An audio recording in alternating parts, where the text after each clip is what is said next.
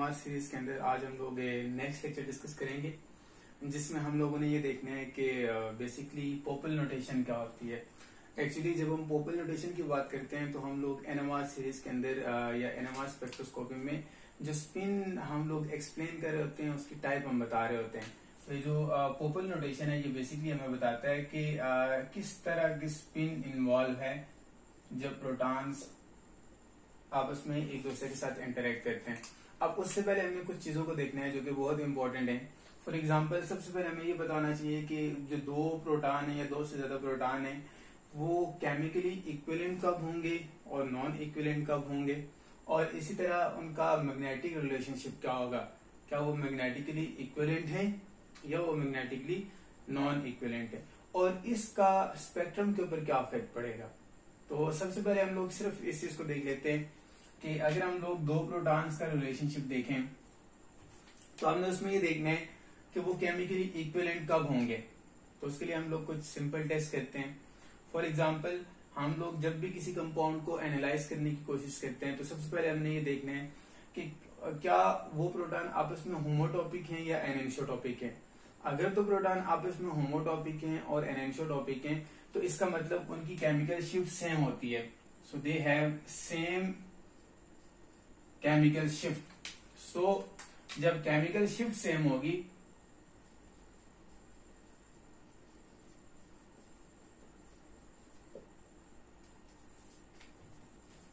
Identical chemical shift होगी तो वहां पे सिर्फ एक तरह का सिग्नल आएगा, सिंगलेट आएगा, इससे ज्यादा कोई सिग्नल वहां पे नहीं आएगा। एंड देन सेकेंड पर हमने ये देखना है कि अगर प्रोटॉन आपस में हेट्रोटॉपिक हों या डायस्टेरोटॉपिक हों तो वहां पे केमिकल शिफ्ट सेम नहीं होती, वहां पे केमिकल शिफ्ट डिफरेंट हो जाती है। So they have different chemical shift, और जब केमिकल शिफ्ट डिफरेंट होगी तो यहाँ पे आपको सिंगल सिग्नल नहीं मिलेगा, आपको सिग्नल स्प्लिट होके मिलेगा।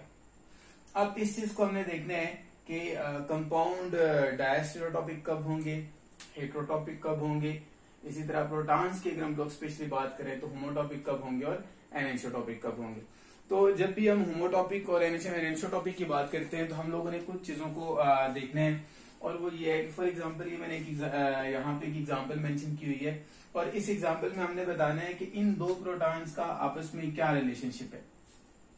अब देखें, जब भी हम लोग होमोटॉपिक, एनेंशोटॉपिक, डायस्टेरोटॉपिक या हेट्रोटॉपिक को डिटेक्ट करने के लिए कोई टेस्ट यूज करते हैं तो उसमें एक टेस्ट ये है कि आप सिंपल सब्स्टिट्यूशन करें।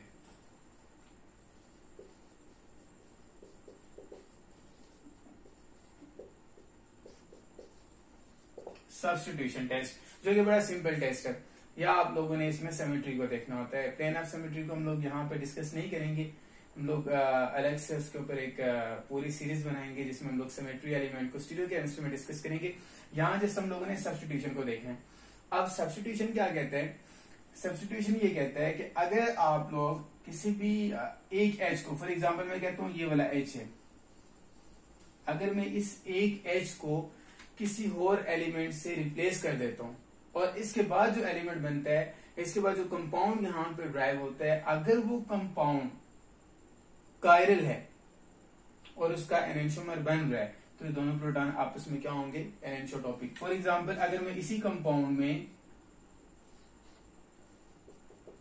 इस H को X से चेंज कर देता हूं तो इसमें क्या फर्क आएगा? सो अगर हम देखें ये दोनों तो H ही हैं, बट यहां पे इस H को X से चेंज करने से अगर हम इस कार्बन को देखें तो अब इस कार्बन के पास एक H है, एक X है, एक CH3 है और एक इस साइड पे पूरा ग्रुप इन्वॉल्व है। इसका मतलब चार डिफरेंट ग्रुप अटैच हुए हैं तो ये कंपाउंड कायरल बन गया है।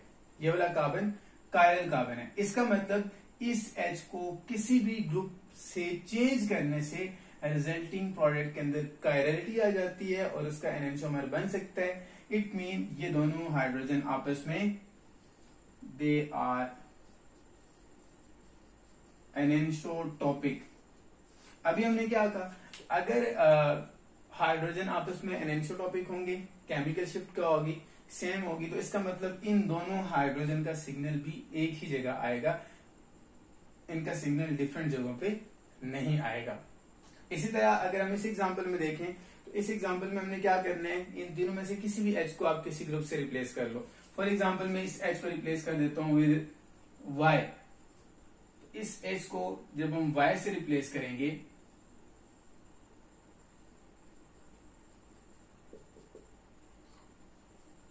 तो उसके बाद जो आपके पास एक नया कंपाउंड बनता है, अगर हम उसमें देखें तो कहीं पे भी कायरलिटी इंड्यूस नहीं हो रही। इस y के ऐड करने से भी इसमें कायरलिटी इंड्यूस नहीं हो रही। इधर आपने y ऐड किया, आप इसमें y ऐड करें, आप इसमें y ऐड करें, जब आप इनको रोटेट करके देखेंगे तो ये आइडेंटिकल मॉलिक्यूल होंगे। इसका मतलब ये वाले जो दो हाइड्रोजन है, अगर हम इन दोनों हाइड्रोजन का आपस में रिलेशनशिप देख रहे हैं तो ये हाइड्रोजन क्या होंगे, they are homotopic to each other.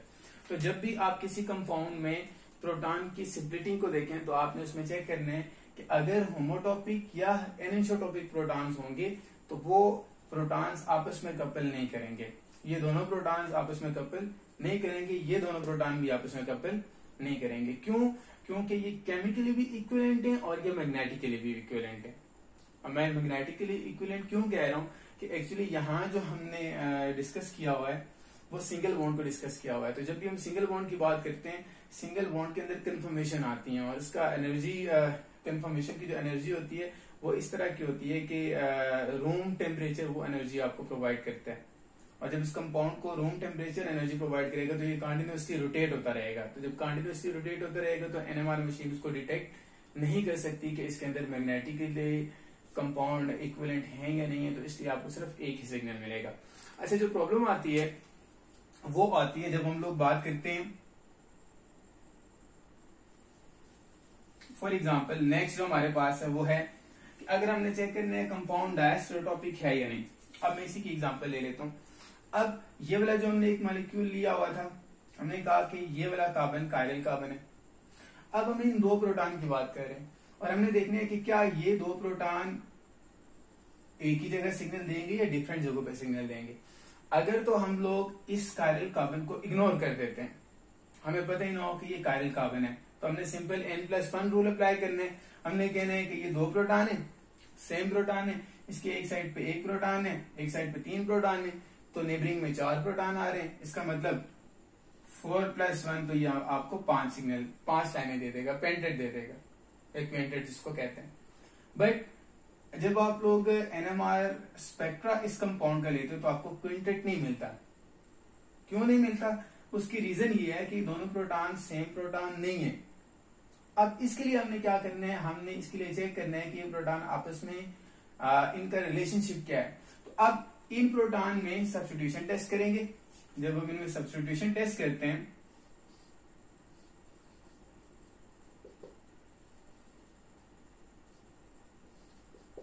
For example मैं इस एज को चेंज कर देता हूं y से।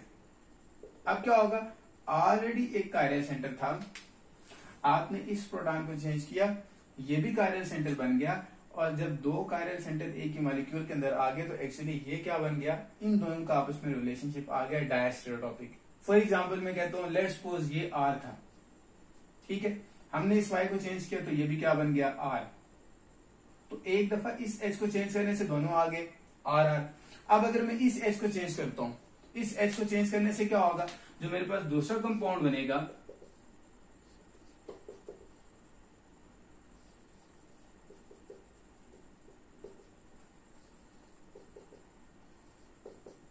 अब ये तो R है लेकिन ये क्या हो जाएगा, S हो जाएगा। तो इसका मतलब इन दो H को चेंज करने से एक दफा R रिलेशनशिप आ रहा है, एक दफा RS रिलेशनशिप आ रहा है। तो इट मीन ये दोनों प्रोटॉन आपस में क्या होंगे, दे आर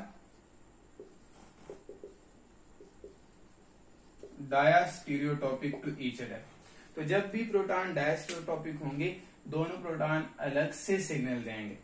ये दोनों प्रोटॉन सेम जगह पे सिग्नल नहीं देंगे, इनने अलग से, इस प्रोटॉन ने अलग से इसके साथ और इसके साथ कपल करने, और इस प्रोटॉन ने अलग से इसके साथ कपल करने, और फिर ये प्रोटॉन आपस में भी कपलिंग करेंगे।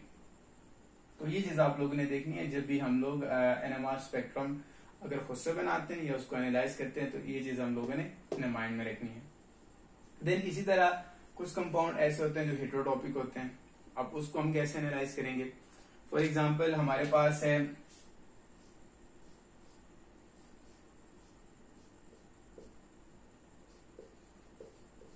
बेंजीन, नाइट्रो पोजीशन है, इसके आर्गो पोजीशन पे मैं लगा देता हूं फ्लोरीन। अब हम जस्ट इस H को देख लेते हैं। लाइक अगर इस H की बात करें तो ये वाला जो H है, इस H के एक साइड पे है फ्लोरीन, दूसरी साइड पे है सिंपल H। अब अगर मैं एक और यहां पे मॉलिक्यूल लिखूं, और अब हमारे पास है F यहां पे, अब H यहां पे भी है, यहां पे भी है। अब इशू क्या है? जब हम इस H की और इस H की बात करते हैं, दोनों H को देखते हैं, तो ये वाला जो H है इसके एक साइड पे है NO2 ग्रुप और एक साइड पे है F ग्रुप। जैसे इस H के एक साइड पे F ग्रुप है, तो इस H के भी एक साइड पे F ग्रुप है, ठीक है। लेकिन इस H के एक साइड पे क्या है? NO2 group. लेकिन इस H के दूसरी साइड पे H है, मतलब दोनों का केमिकल एनवायरनमेंट भी सेम नहीं है और मैग्नेटिक एनवायरनमेंट भी सेम नहीं है। तो ये वाले जो प्रोटॉन है ये अलग जगह पे सिग्नल देंगे। तो इस तरह के जो प्रोटॉन्स होते हैं उनको हम हेटेरोटॉपिक प्रोटॉन्स कहते हैं। अब एक छोटी सी एग्जांपल है, आप लोगों ने बताना है कि इसमें जो प्रोटॉन्स हैं वो उनका रिलेशनशिप क्या होगा। तो फॉर एग्जांपल हमारे पास एक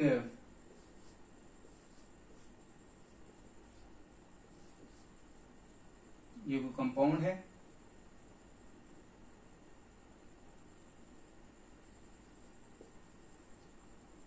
मैंने फॉर एग्जांपल यहां पे ब्रोमीन लगा दी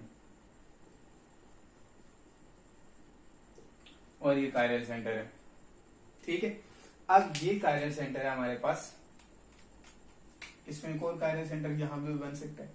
अब इस कायरल सेंटर को देखते हुए अगर हम इन दो H को देखें तो ये दो H आपस में क्या होंगे? ये वाले दो H आपस में क्या होंगे और ये वाले दो H आपस में क्या होंगे? हमने इन सब H को एनालाइज करने हैं कि क्या ये होमोटॉपिक हैं, एनेंशोटॉपिक हैं या डायस्टेरोटॉपिक हैं। तो आप लोग वीडियो को पॉज करके बता सकते हैं कि ये कंपाउंड इसमें कितने प्रोटॉन्स हैं जिनका रिलेशनशिप डायस्टेरोटॉपिक है और क्यों है। अगर हम लोग इस एग्जाम्पल की बात करें तो इस एग्जाम्पल में देखें ये वाला जो कार्बन है कायरल कार्बन है। इसका मतलब जब ऑलरेडी एक कायरल कार्बन पड़ा हो तो उसके साथ जो दो H होते हैं वो दोनों प्रोटॉन डायस्टेरोटॉपिक प्रोटॉन होते हैं। क्यों? कि जब हम सब्स्टिट्यूशन टेस्ट करेंगे तो वो सब्स्टिट्यूशन टेस्ट हमें बताता है कि ये वाले जो हाइड्रोजन है, अगर हम किसी एक हाइड्रोजन को भी किसी एलिमेंट से रिप्लेस करेंगे तो जो रिजल्टिंग प्रोडक्ट हमारे पास आएगा वो प्रोडक्ट डायस्टेरोमर होगा, ठीक है। तो होप सो आप लोगों को इस चीज के बारे में पता चला होगा। तो यहाँ पे देखिए हमारे पास 1 2 3 4 4 सेट्स हैं जो डायस्टेरोटॉपिक प्रोटॉन है और हर एक ने दूसरे के साथ जब कपल करना है तो वो डिफरेंट वे से कपल करेंगे। ये चीजें थी जो हम लोगों ने देखनी थी। अब इसके बाद हम लोगों ने ये भी देखना है कि ये जो मैग्नेटिक इक्विवेलेंस है ये क्या चीज है। तो मैग्नेटिक इक्विवेलेंस में भी दो चीजें होती हैं। एक तो ये कि कुछ कंपाउंड ऐसे होते हैं जहां पे केमिकल शिफ्ट तो सेम होती है लेकिन मैग्नेटिकली वो सेम नहीं होते। लाइक अगर मैं यहाँ पे एक एग्जांपल मेंशन करता हूँ,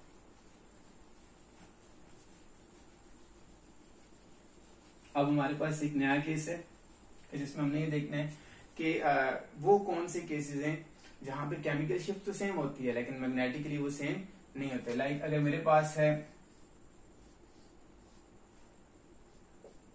बेंजीन, यहाँ पे NO2 ग्रुप लगा हुआ है और फॉर एग्जांपल यहाँ पे CH3 ग्रुप लगा हुआ है। अब हमने देखने इन प्रोटॉन्स का आपस में रिलेशनशिप क्या है। अब अगर हम इस प्रोटॉन को इसके साथ रिलेट करें तो इस प्रोटॉन के एक साइड पे क्या है NO2 ग्रुप और दूसरी साइड पे क्या है CH3। इसका मतलब दोनों का केमिकल एनवायरनमेंट सेम नहीं है। तो इन दो प्रोटॉन्स को हम आपस में क्या कहेंगे? ये केमिकली क्या है? नॉन इक्विवेलेंट है, ठीक है। एंड दूसरा, अगर इस प्रोटॉन को इसको हम देखें तो ये वाले जो दो प्रोटॉन्स हैं ये ना केमिकली भी नॉन इक्विवेलेंट है और मैग्नेटिकली भी नॉन इक्विवेलेंट है। इनका मैग्नेटिक एनवायरनमेंट भी सेम नहीं है और केमिकल एनवायरनमेंट भी सेम नहीं है। सेम इसी तरह ये दो प्रोटॉन है, इनका भी केमिकल एनवायरनमेंट सेम नहीं है। तो हम लोग इन दो प्रोटॉन को आपस में नहीं चेक करते, हम ये देखते हैं कि इस प्रोटॉन का और इसका आपस में क्या रिलेशनशिप है। अगर आप इस प्रोटॉन को देखें तो इन दो प्रोटॉन के एक साइड पे CH3 है और दूसरी साइड पे 2 H है। इसका मतलब दोनों का केमिकल एनवायरनमेंट क्या है, सेम है। तो हम कह सकते हैं कि ये जो दो प्रोटॉन है, हम इसको A लिख देते हैं, इसको भी A, they are chemically same. Chemically तो ये सेम है बट ये मैग्नेटिकली सेम नहीं है। क्यों? इसके लिए हमने क्या करना है, किसी एक प्रोटॉन को, जैसे इन दो प्रोटॉन्स को भी देखें, ये दो प्रोटॉन्स के हैं, दे आर केमिकली सेम, क्योंकि एक साइड पे नाइट्रो ग्रुप है और दूसरी साइड पे 2 हाइड्रोजन है। इसका मतलब इन दोनों का सिग्नल एक जगह आएगा, इन दोनों का सिग्नल एक जगह आएगा, बट ये मैग्नेटिकली सेम नहीं है। क्यों सेम नहीं है? अगर जस्ट हम इसी एक प्रोटॉन की बात करें, फॉर एग्जाम्पल मैं इस प्रोटॉन की बात करता हूँ और इसकी कपलिंग देखता हूँ विद दिस वन। अब इसके एक साइड पे क्या है, नाइट्रो ग्रुप है, तो यहाँ पे अगर आप देखें तो 1 2 3 ये J3 के साथ कपलिंग कर रहा है। पर अगर हम इसके साथ कपलिंग देखेंगे 1 2 3 4 J4 कपलिंग हो रही है, तो दोनों की J वैल्यू सेम नहीं है। इसका मतलब मैग्नेटिकली ये सेम नहीं है। जब J वैल्यू एक प्रोटॉन की जब वो दूसरे प्रोटॉन के साथ कपल कर रहा हो वो सेम ना हो तो मैग्नेटिकली नॉन इक्विवेलेंट होते हैं। तो इसलिए दोनों प्रोटॉन केमिकली तो सेम है लेकिन मैग्नेटिकली सेम नहीं है। ठीक है।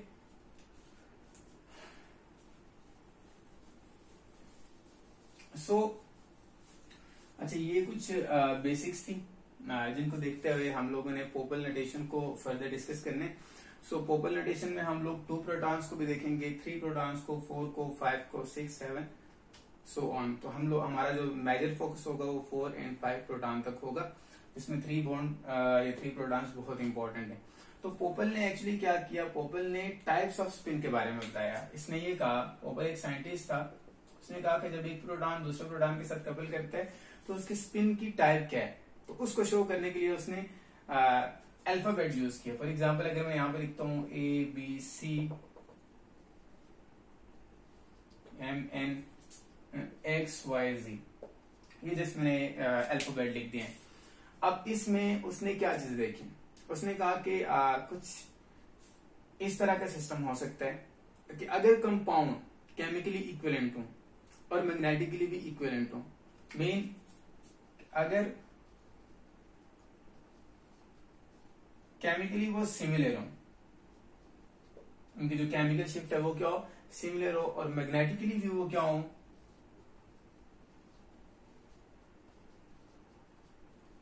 वो सिमिलर हो, मैग्नेटिकली इक्विवेलेंट हो, केमिकली सिमिलर हो।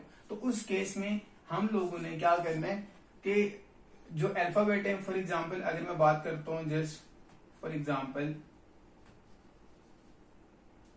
हम जस्ट 2 प्रोटॉन्स की बात करते हैं, तो 2 प्रोटॉन के लिए हमने क्या करना है, हमने दो एक दूसरे के करीब करीब जो अल्फाबेट है वो यूज करने।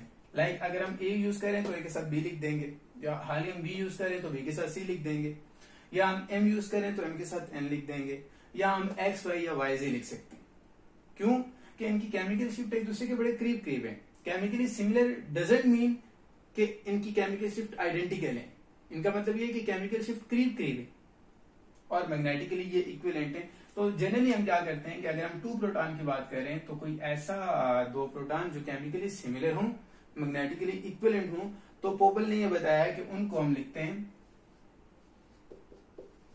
AB system. इनके अंदर जो स्पिन है वो किस तरह की है, AB टाइप स्पिन है। अगर वो केमिकली फॉर एग्जांपल वो केमिकली क्या हो, आइडेंटिकल और मैग्नेटिकली भी इक्विवेलेंट हो, तो तब आपने क्या करना है, जब वो केमिकली इक्विवेलेंट 2 प्रोटॉन होंगे तो उसका मतलब वो दूसरे के साथ तो कपल नहीं कर रहे, वो सारे के सारे सेम है। तो उसको या तो हम A ही लिखेंगे, सबस्क्रिप्ट में 2 लिख देंगे, या B2 C2 M2 N2 X2 Y2 Z2 जो आप मर्जी लिख लें। तो हम लोग क्या करते हैं कि हम ये मेंशन कर देते हैं कि या तो AB सिस्टम हो सकता है, या A2 स्पिन हो सकती है, या ये हो सकता है कि अगर हम लोग दो प्रोटॉन को एनालाइज करें और दोनों प्रोटॉन के दरम्यान में केमिकल शिफ्ट का डिफरेंस हो और डिफरेंस अच्छा खासा हो, तो फिर हम क्या करेंगे कि वो जो डिफरेंस है उस डिफरेंस को यहां से देखेंगे कि लाइक अगर ये ए है अल्फाबेट और दरम्यान वाले सारे अल्फाबेट छोड़ के एक्स पे जाते हैं तो उसका मतलब दरम्यान में काफी डिफरेंस आ रहा है। तो हम लोग क्या करेंगे, इस ए को एक्स के साथ कपल करवा देंगे। तो उसके लिए हम लिखेंगे ये ए एक्स स्पिन है। अब इससे हमें क्या पता चलता है, इससे हमें ये पता चलता है कि जो ए एक्स स्पिन कहीं भी अगर लिखी हुई है तो हम फौरन वहां पे कहेंगे कि इनके अंदर ये वेल सेपरेटेड लाइंस है।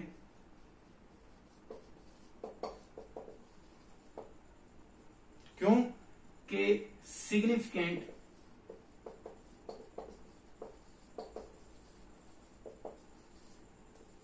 केमिकल शिफ्ट का डिफरेंस है।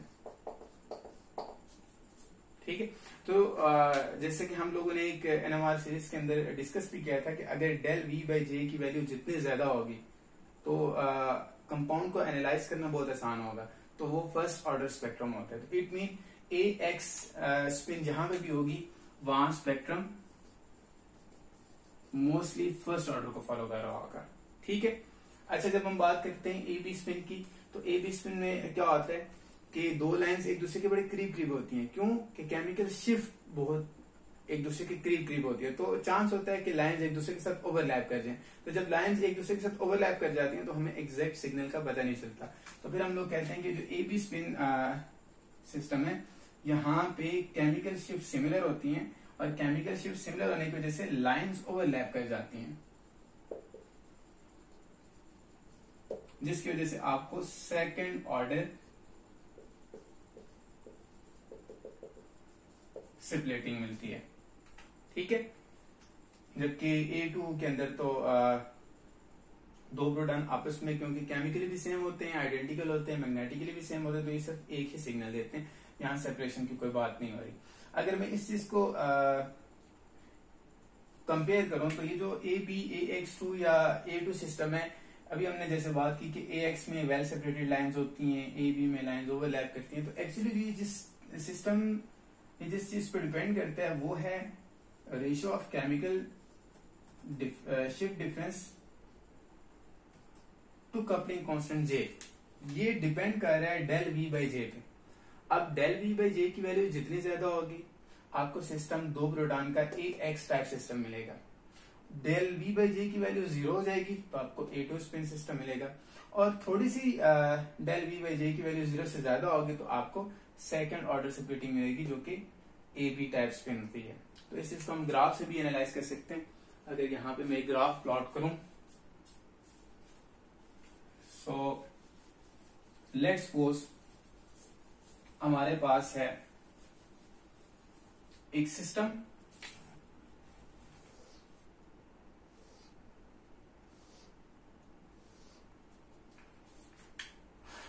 मैं यहाँ पे कहता हूं कि del V by J 15 hertz है।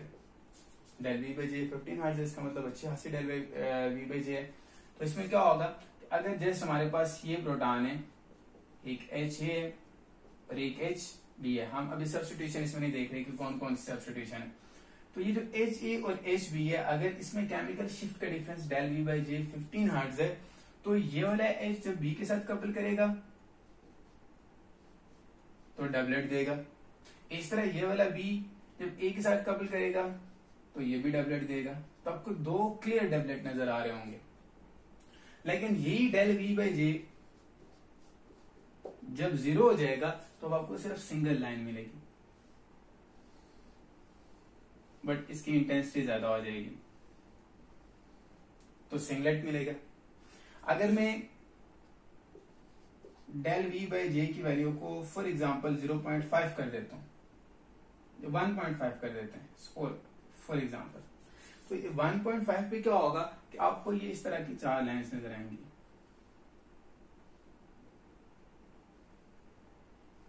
मैंने बड़े क्लियर बना दिए क्लिप कि ये लाइन आपस में ओवरलैप भी कर जाती हैं। तो दिखने में तो ये क्वार्टेट लग रहा है, बट ये क्वार्टेट नहीं है, एक्चुअली ये डबलेट ऑफ डबलेट ही है। बट हो क्या रहा है तो यहाँ पे कुछ केसेस ऐसे होते हैं कि लाइंस ओवरलैप कर जाती हैं या आपको एग्जैक्ट नजर नहीं आएगा। क्यों? यहाँ पे केमिकल शिफ्ट का डिफरेंस बहुत कम है। तो फिर हम लोग क्या कहेंगे कि एक्चुअली ये वाला जो सिस्टम था, this is a A2 system. A2 system से जो ही हमने डेल V बाई जे की वैल्यू को थोड़ा सा इंक्रीज किया तो system is moving towards AB type. और जब हम इससे वैल्यूज को थोड़ा सा और इंक्रीज करेंगे, लाइक डेल V बाई जे हम लोग 12 हर्ट्ज कर देते हैं या 15 हर्ट्ज कर देते हैं, तो आपको क्लियर डबलेट नजर आएंगे। तो इसका मतलब ये वाला जो सिस्टम होगा, ये system actually AX type system होगा। तो हम लोग A2 से AB एंड देन AB से AX टाइप सिस्टम की तरफ मूव कर रहे हैं, अगर हम जिस ज़ोब्रोटॉन की बात कर रहे हो। तो अब हमने क्या करना है, जो नेक्स्ट हमारी सीरीज होगी उसमें हम लोग ये देखेंगे, कुछ स्पेक्ट्रम है यहाँ पे ड्रॉ करूंगा और उन स्पेक्ट्रम से हमने एनालाइज करना है कि यहाँ पे कौन सा सिस्टम है, whether it is A2 system, AB system और AX सिस्टम। और इसके साथ साथ हम लोग कुछ एग्जाम्पल भी देखेंगे और उन एग्जाम्पल में हमने देखना भी है कि कहाँ कहाँ AX सिस्टम हो सकता है, कहाँ AB सिस्टम हो सकता है और कहाँ A2 सिस्टम हो सकता है।